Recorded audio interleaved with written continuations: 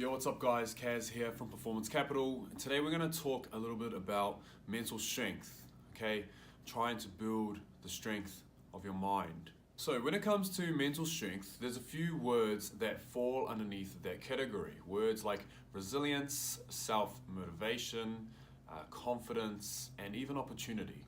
And to really understand how to build your own individual mental strength, you need to understand where you're at this given point in time, okay? Because everyone's journey is going to be different, and your past experiences will really affect the kind of mental strength that you have, especially in terms of things like self-motivation, all right?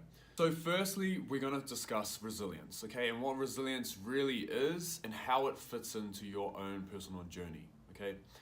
Now, from time to time, you're going to have to call upon resilience in order to keep pushing forward, because there are going to be parts of your journey where you're going to want to give up. Okay, there's going to be times where you don't want to train, you don't want to eat the foods necessary in order to get you to whatever position you need to be in. And that, of course, is where resilience comes in. Okay, that's where it comes into play, is when you get to those points of wanting to give up, you have low self-esteem, or you have low drive, less self-motivation.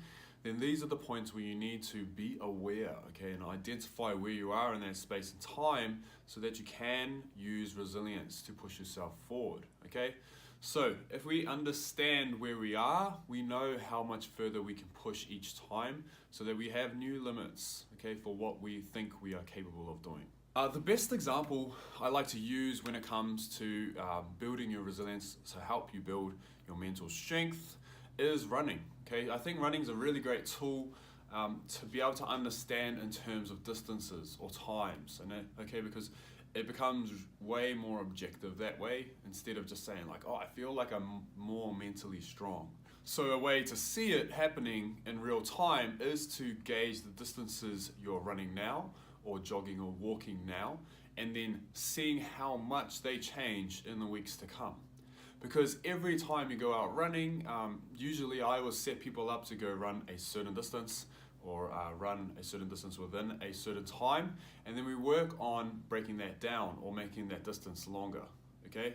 And every time they do that, there is a part of the run where they're gonna have to push past their old limits, okay, what they thought they were capable of, and they're gonna start working towards these new limitations that they set for themselves, really, okay?